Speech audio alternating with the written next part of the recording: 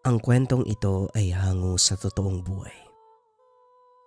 Mula ito sa isa nating kabayan na itago na lang natin sa pangalang Mang Perto. Taong 1980, Tipo-Tipo, Basilan. Perto, bilib ako sa'yo eh.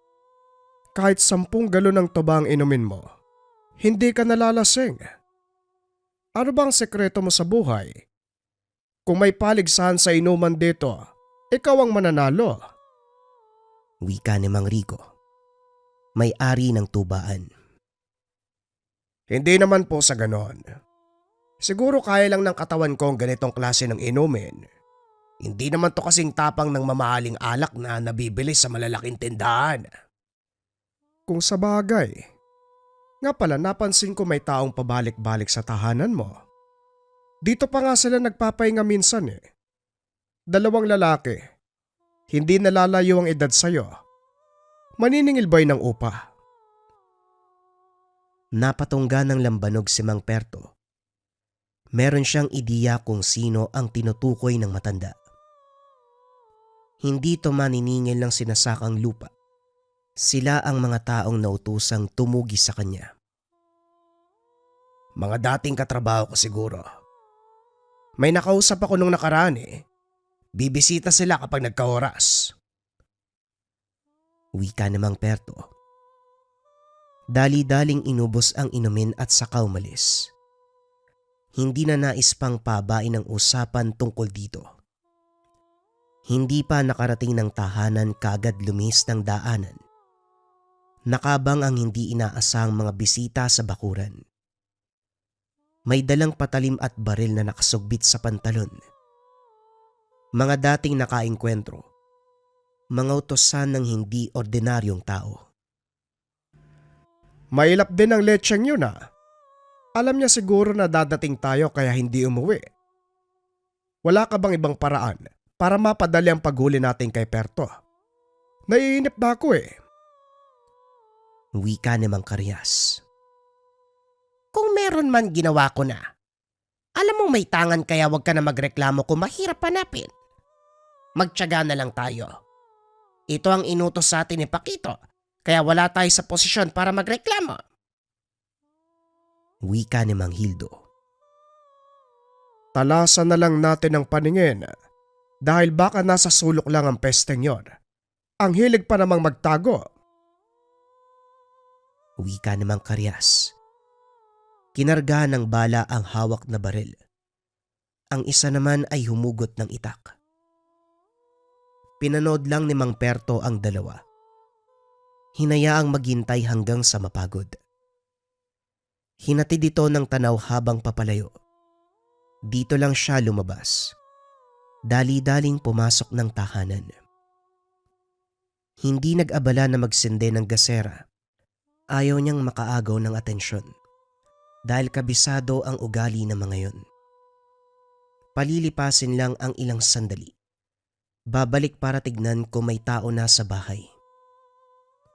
Sa tahimik na paraan, kinarga ng dasal ang galon ng lambanog, ang sekretong panlaban sa masamang banta, at tanging kasangga sa anumang laban kontra aswang.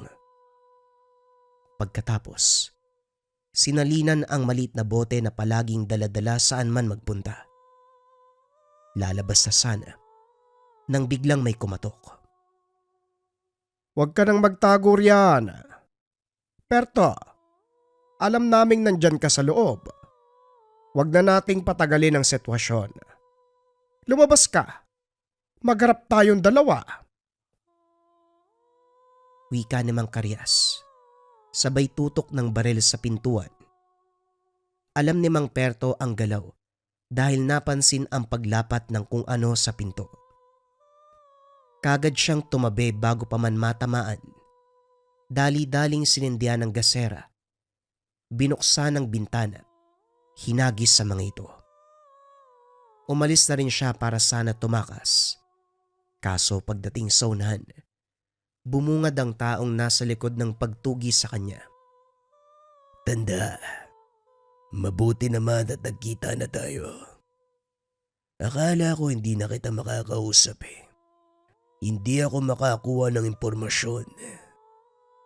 Kumusta ka? Pumapayat ka na. Hindi mo ba inaalagaan ang sarili mo? Pwede ka naman magpampon sa akin eh. Magaling ako mag-alaga. Alam mo yan. Wika ni Pakito. Lalong nadagdagan ng galit ni Mang Perto nang makita ang ngiti nito. Kung siya ang tipo ng tao na padalos-dalos, kanina pa ito napagbuhatan ng kamay. Kung ako sa'yo, puntahan mo na ang 2 tauhan mo. Sakto. Parang wala kang pangkain ah. Pwede mo silang ulamin. Aksidente kong natabig ang gasera. Kaya ayun, nasunog sila. Napangiti si Mang Perto. Kitang-kita ang pagkainis sa kausap. Ang hilig mo talagang magsunog ng tao. Parang pinagli ka sa apoy ng nanay mo. Sumenyas ito sa mga kasama na puntahan si Mang Karyas at Mang Hildo. Nang silang dalawa ang naiwan, naganda si Mang Perto sa posibleng pagsugod. Hindi nagtagal ay umatake ito. Mabilis ang kilos na paglingon ay nasa likuran na. Sakal-sakal pero madali ding nakaiwas. Kahit aktibo ang tanga ng mutya ni Mang Perto, hindi makikitaan ng takot ang binatang aswang. Hindi tumigil sa pagpapaula ng kalmot. Kumakagat kapag may pagkakataon. Nang tumagal, huminto rin pagkatapos mapagtantong walang tinamo ang antingero. Mahusay ka, tanda. Kahit may edad na malakas pa rin. Matalas ang paningin at pandama. Yan ba ang pinagkaloob ng tangan mo? Meron ka palang ibubugay. O malakas ka lang umilag? Magmula noon hanggang ngayon, wala pa rin nagbabago sa'yo, Pakito. Nasaksiyan ko na ang pagkabata mo. Puro ka pa rin kuda. Puro yabang. Kung nabubuhay lang ang tatay mo, malamang mas maamo ka pa sa tupa. Sa kanya ka lang naman tumitiklop, hindi ba? Sinabi ko sa'yo na ayokong maririnig ang matandang yon. Inutil siya. Walang ibang gusto kung hindi maging sunod-sunuran sa lahat. Mabuti nga patay na siya eh.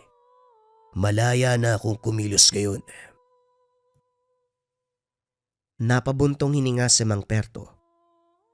Bumigat ang damdamin sa inasal ng binata. Anak ito ng yumao.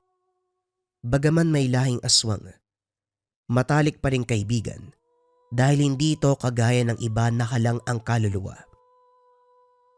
Namuhay bilang tao at kailanman hindi tumikim ng dugo o laman ng kapwa. Kaso nga lang kabaliktaran ng anak. Ito pa mismo ang pumaslang sa ina dahil hindi napagbigyan ng nais. At ngayon, naging pinuno ng isang samahan na ang layon ay mangbiktima ng mangbiktima. Ang mabuti pa umalis ka na, Pakito. Huwag mong sagarin ang pasensya ko. Dahil kapag nagkataon, magkakasala ako sa tatay mo. Ang tapang mo naman, kaibigan. Tanda, kaya siguro paborito ka niya sa lahat ng kakilala. Hindi ko lang maintindihan kung bakit naging magkaibigan ng aswang at antingero. Pwede pala yun. O baka naman nilapatan mo ng dasal ang matanda kaya naging malapit kayo. Isipin mo na ang gusto mong isipin. Pero wala akong pakialam. Wika ni Mang Perto. Tinalikuran ang binata at saka lumayo. Naging maingat para makontra kung sakaling may pag-atake mula dito. Sa kabutiang palad ay hindi siya sinundan. Lumihis ng daan. Inantay na makalis ang grupo ni Pakito bago bumalik ng bahay. Napahugot ng hininga pagkatapos makitang wasak ang iilang bahagi, lalong-lalo na ang kusina. Gayunpaman, nagpapasalamat pa rin dahil hindi natunton ang kwarto na pinaglalagyan ng mahalagang kagamitan. Habang nagayos, Biglang tumimbre ang tangan. Dali-daling hinugot ang patalim at tinignan ng labas. Kahit madilim ang paligid, naaninag ni Mang Perto ang nilalang na gumagapang palapit. Meron pang isa sa kabilang direksyon. Pasimpleng dinampot ang bote ng tuba. Tinungga. Naganda ng banta ng kalaban. Makaraan lamang ang segundo. Sabay na umatake. Diretso kaagad sa pagsugod. Sa kabila nito, nasabayan ni Mang Perto ang galaw. Binalian ng makatsyempo. Binagsak ang isa. Ginilitan sa leeg at tinarak sa dibdib ang patalim. Ang isa ay patuloy pa rin sa pag-atake, pero pareho ang kapalarang tinamo. Nang mahawakan sa ulo, binalian ng leeg. Sinaksak ng sinaksak hanggang sa umandusay. Kilala niya ang mga ito. Walang iba kung hindi ang tauhan ni Pakito. Pinagkasya sa malaking balde ang katawan ng mga aswang. Pagkatapos ay pinadala sa balwarte ni Pakito. Nakita niya ang reaksyon mula sa kalayuan. Hindi na rin siya nagtagal sa lugar. Kinabukasan inatupag ang pag-aayos ng tahanan. Siya lang din ang nagkakarpentero dahil walang pambayad kung iba ang magtatrabaho. Sa kalagitnaan, dumating si Mang Rico. Bitbit ang 2 galon ng lambanog. Galing sa Nyogan, papunta pa lang sa tindahan. Habang nag-uusap, may napansin sa mga galon. Selyado pero umaalingasaw. Ang matinding samyo na siya lang ang nakakamoy. Oh, kanina ka pa nakatingin. Gusto mo bang tumagay muna? Hindi pa templado, pero masarap din naman ang mula sa puno. Gusto mo ba? Alok ni Mang Rico. Hindi na po. Pero pwede bang matignan? Meron lang sana akong gustong linawin. May pagtataka man ng matanda. Pumayag pa rin ito. Binuksan ng galon at sininghot ang loob. Nagsalin sa bao. Binuhos sa halaman. Hindi makapaniwala nang masunog ang mga dahon. Ano yon? Sandali. Wala akong nilagay dyan. Hindi ako manlalason o anuman. Alam mo yun, Perto. Isa lang ang ibig sabihin nito. May naglagay ng kung ano sa lambanog. Doon sa Nyogan, may nakita ka bang kay nahinalang tao? Pagdating ko doon kanina, may nakita akong 2 lalaki.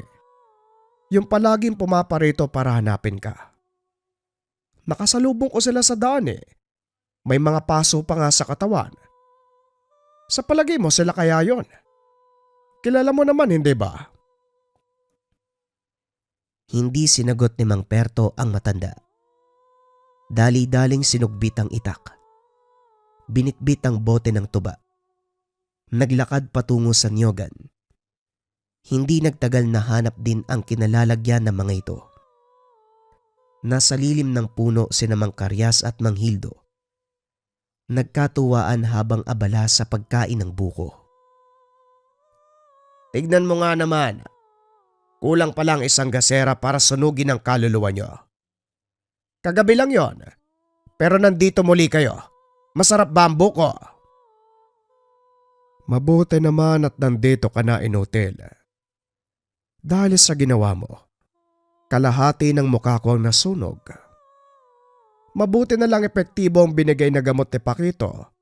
Kaya kahit papano nawala ang kirot. Wika ni Mang Karyas. Buti nga nagkita tayo sa umaga. Ang hirap mong hagilapin sa gabi. Lalo tuloy nadagdagan ng galit ko. Nasunog ang braso ko dahil sa'yo. Pare, lapain na ba natin ang lechon yan? Kung pwede lang sana. Kaso ang gusto ni Pakito, siya mismo ang gigilit sa leeg niyan. Bugbugin na lang natin. Naganda ang dalawa. Naglabas ng kung anong mga gamit. Pasimpleng binuksan ni Mang Perto ang bote ng tuba at tumungga. Ibinuhos ang laman sa harapan nila. Nagtaka ang mga ito dahil kalmado lang siya.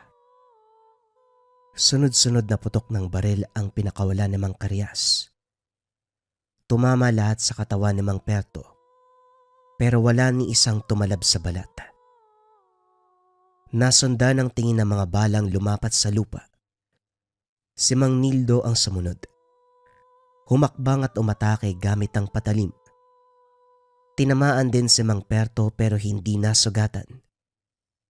Itinodo ang pagsugod, pero napayaw ng mabalian ang kamay. Pinuruhan din ang binti, dahilan para mapalood na lamang. Kayo naglagay ng lason sa lambanog ni Mang Rico, hindi ba? Ano ba ang mapapala nyo sa pangingialam ng kabuhayan ng iba? Tanong ni Mang Perto. Sa pagkakataong ito, maging si Mang Karyas ay bagsak na rin pagkatapos masaksak. Napansin namin na madalas kang umiinom sa tubaan niya. Mahirap ka kasi nga gilapin, kaya naisip na lagyan ng kaunting lason. Kaunti lang naman, hindi mo'y kamamatay. Matapos magsalita ni Mang Hildo, nangisay ito nang biglang saksakin sa leg. Pinunod ito hanggang sa mawala ng hininga. Takot naman ang makikita sa mukha ni Mang Karyas. Bago pa balingan, kagad nagmakaawa. Perto, kawaan mo ko. Sumusunod lang ako sa utos ni Pakito. Alam mo yan. Hawak niya ako sa leeg, kaya walang magawa kung hindi sundin ang nais niya. Hindi ko gusto ang trabahong ito, Perto. Bigyan mo ko ng kaunting awa. Hinawakan ni Mang Perto sa leeg ang matanda. Hindi nagsalita. Diretsyong ginilitan ng leeg. Nagtabi ang dalawang bangkay na tinabunan lamang ng mga dahon. Tinawagan ng baluarte ni Pakito para ibalita ang nangyari. Pumunta sila sa lugar. Sila ang naglinis ng kalat. Nakahinga si Mang Perto dahil sa wakas nabawasan ang tinuturing niyang sagabal. Gayunpaman, hindi dito nagtatapos dahil hanggat nabubuhay si Pakito, patuloy ang kalbaryo. Nagsimula ang lahat ng harangin niya ang unang operasyon ng mga ito. Pandudukot ng mga bata para kunan ng lamang loob. Ibinibigay sa mga kalahing aswang. Magmula noon ay tinugis niya ang grupo. Lumipas sa mga araw. Nanibago si Mang Perto dahil walang gumugulo. Sinamantala ang pagkakataon. Nagpunta sa tubaan upang uminom. Sa puntong ito tahimik na tumutungga ng lambanog sa tabi. Mangilan-ngilan na lamang ang tao dahil disoras na rin. Nabaling ang pansin sa lalaking lumapit kay Mang Rico. Nag-uusap sila, pero mapapansin ang galaw ng bibig. Hindi inalis ang tingin. Tumayo ang antingero para pigilan ang balak. Inakbayan sa balikat. Hindi makakilos ang lalaki. Nararamdaman ni Mang Perto ang panlalamig nito. Ano man ang balak mo, huwag mo nang gawin. Kilala ko ang amoy mo. Tauhan ka ni Pakito, ano? Opo, pinag-utos niyang lasunin ka gamit ng langis. Wika na naggangalang gabo. Ang baso ng tuba na sana'y ibibigay sa kanya, ibinuhos sa tabi. Kahit ang bato ay unti-unting nadurog. Pakisabi sa kanya salamat na lang. Pero hindi niya ako madadaan sa ganitong paraan. Pagbibigyan kita, umalis ka na bago ko maisipang tapusin ka. Tumango ang binata. Nagmamadaling umalis. Sinundan niya ito na lamang nag-aantay sa kabilang kalsada si Pakito. Katulad ng nakasanayang lakad, maraming bantay. kaya hindi nag-abalang magpakita. Dismayado pagkatapos mabigo ang binatang inutusan. Sa galit ay walang pasabing kinagat sa leg. Sinipsip ang dugo. Hindi tinigilan hanggat humihinga pa. Hinatid na lamang ng tanaw ang lumalayong sasakyan ng mga ito. Napahugot ng hininga si Mang Perto. Nangihinayang sa magandang ugnayan ng kaibigan. Hindi rin masisi kung bakit ganto ang inastanang naiwang anak. Bali-balik ta rin man ng mundo. Lalabas at lalabas ang kasamaan ng aswang. Kinabukasan balik sa ordinaryong gawain si Mang Perto. Maagang nag-araro sa sakahan. Nagulat nang makita ang may-ari ng lupa. Sa pagkakatanda ay umalis ito ng bayan. Lalong nagtaka dahil balisa. Napapanguwi na para bang may iniinda. Peto, pasensya ka na. Pero kailangan kong bawiin ang lupa. Maayos kang magbayad pero basta babawiin ko na. Taliwas ang salita sa kilos. Ito ang isa pang napansin ni Mang Perto. Pasimpleng sinulyapan ng direksyon kung saan dumaan. Hindi man malinaw kung sino ang naroon. May kutob sa pakana ni Pakito. Huwag ka pong matakot, Manong. Akong bahala sa'yo. Dito ka lang. Lumihis ng daan si Mang Perto. Niligaw ang lalaking tumakot sa matanda. Tumungga ng lambanog. Habang papalapit sa kinakatayuan, umikot at kagad inambahan. Nagsalita ang lalaki. Sinabing inutusan lamang ni Pakito. Bilang tanda pinabaunan ng sugat. Binalikan si Mang Naro. Nagulat nang makita itong nakahandusay at nangingisay. Bumubula ang bibig. Lumipas ang ilang sandali tuluyang binawian ng buhay. Nakapa ang sugat sa tagiliran. Isa sa dahilan ng kamatayan. Dali-dali itong dinala sa tahanan upang maibalik sa pamilya. Sa kabutiang palad hindi napunta kay Mang Perto ang sisi. Sa sandaling hinarangan ang matanda ng tauhan ni Pakito. Swerteng may nakakita. At batay sa salaysay, may pinainom. Sinaksak sa tagiliran. Tulong-tulong ang kaanak sa paghahanap ng salarin. Samantala nagtungo sa tubaan ang antingero. Hindi mapakali sa kinalalagyan. Hindi matigil sa pag-iisip kung saan banda nasagad ang galit ni Pakito para idamay ang ibang tao. Sa pagkakatanda niya, aksidente lamang ang pagtukla sa operasyon ng mga ito. Bilang saklolo na rin sa mga batang biktima, hinarangan at pinigilan. Hindi inasahan, naabot sa puntong magugulo ang buhay at may madadamay. Perto, ang lalim ng iniisip mo. Kasing lalim ng gabi. Hindi ka pa ba uuwi? Wika ni Mang Rico. Padagdag po ng 1 galon. Kung pwede dito muna ako. Isara niyo ang tindahan kung uuwi na kayo. Dito lang ako sa tabi. Wala namang problema. Pero baka awat muna sa pagtagay. Pang ilang galon mo na yan. Kahit sabihin pa natin na hindi kasing tapang ng alak sa merkadong iniinom mo, nakakasunog pa rin ang atay. Hindi ka malalasing kahit iligo pa, pero masisira ang lamang loob mo. Hayaan niyo na po ako.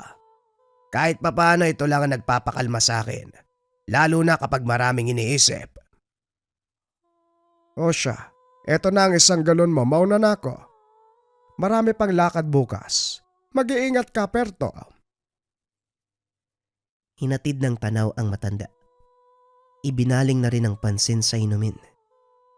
Habang tumatagal umiinit ang tangan, dinukot ang telang pinagbalutan. Kumikinang, itinuro ang direksyon. Dali-daling pinuntahan. Huli na nang maabutang nakabulagta si Mang Rico. Maraming kalmot.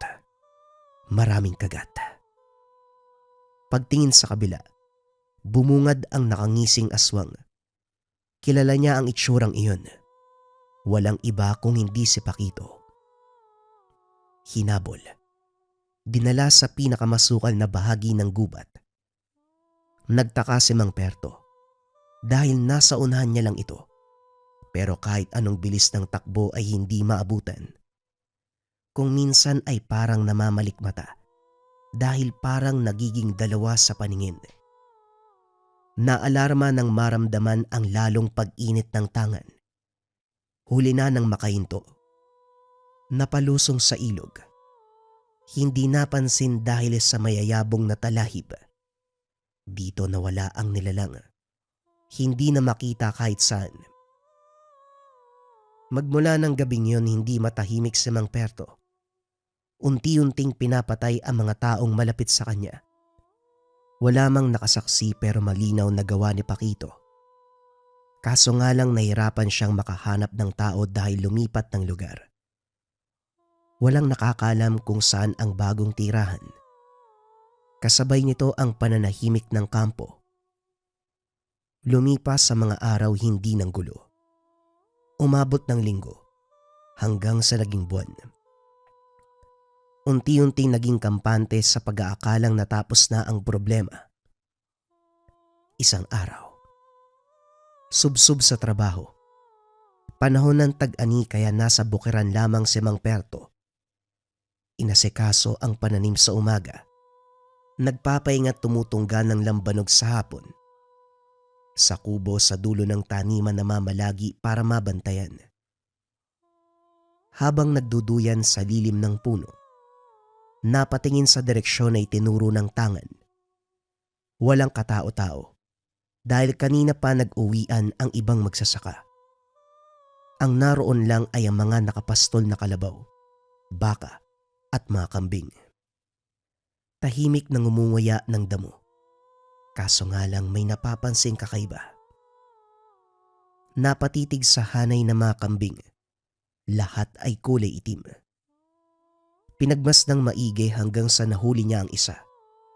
Hindi ito hayop, kundi nagbabalat kayong aswang.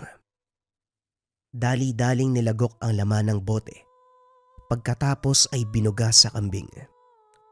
Kagad ng isay, walang nagawa ng magbalik sa anyong tao. Nakayuko, hindi makatingin kay Mang Perto. At sino ka naman? Sa tingin mo siguro, hindi kita mahuhuli. Bata, wag mo akong subukan. Hindi ako ang tipo na gustong maglaro. Matanda na ako, kaya hindi na uso ang biruan. Ako po si Gambo, yung binata sa tubaan. Yung binantaan niyo po na huwag gawin yung inutos si Pakito. Kunot noong inalala ni Mang Perto ang nakaraan. Hindi makapaniwala na buhay pa ito. Teka sandali, hindi ba patay ka na? Nakita ko kung paano kang kinagat ni Pakito. Sa lagay na yon, walang sino man na makakatagal. Tama ka po. Ituring niyo na lang na ikalawa kong buhay. Hindi ko talaga intensyon na galitin kayo eh. Wala po akong buwang nung mapadpad sa balwarte ni Pakito. Pero maniwala po kayo, hindi ko gusto ang pamamalakad niya. Sa pilitan na parang pagmamay-ari niya kami. Makakatulong po ko sa inyo. Hindi ako tumatanggap ng tulong, bata. Ang mabuti pa umalis ka na. Baka hindi kita matansya. Manong, naririnig kong usapan sa loob ng tahanan ni Pakito. Gusto ko mapatay dahil para sa kanya, magiging sagabal ka sa lahat ng operasyon. Nagawa mong harangin noon, magagawa mo ulit anumang oras. Yun ang kinakatakot niya. Nagpapalakas siya ngayon sa mga aswang na may mataas sa katungkulan. Lahat ng balakid papatayin niya. Eh ano naman?